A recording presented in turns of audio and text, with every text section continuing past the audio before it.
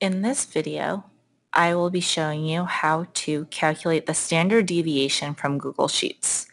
As you can see, I already laid out the chromatography data that I got from 3 of the trials, and I already went ahead and calculated the averages using Google Sheets like I did in the last experiment. Today, we're going to take a look at how are we going to calculate standard deviation.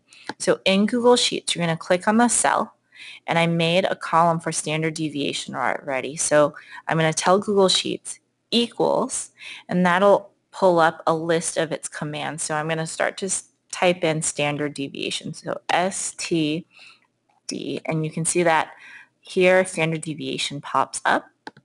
I'm going to tell Google Sheets to take the standard deviation between my 3 data values. So I want to know the standard deviation, how far my measurements are for trials 1, 2, and 3.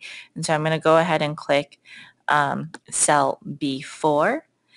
And I'm going to go ahead and drag and highlight all the way over to cell D4. So I want to know the standard deviation between all of my oil measurements in my 3 trials. So I'm going to close the parentheses, hit equals, and then my standard deviation is 0. Again, Google Sheets will let you do this neat trick, so I can just pull down this lower blue bar here, and it will calculate automatically the standard deviations for my other solvent. So if I take a look and I double click and I check this cell right here, it says that it pulled the standard deviation from cells B5, which is right here, trial 1 for water, through D5, which is trial 3 for water. And we can double check. Here's B6 to D6, and the last one, B7 to D7. Now note, I don't want all of these numbers for standard deviation, so I'm going to change it so that the sig figs match.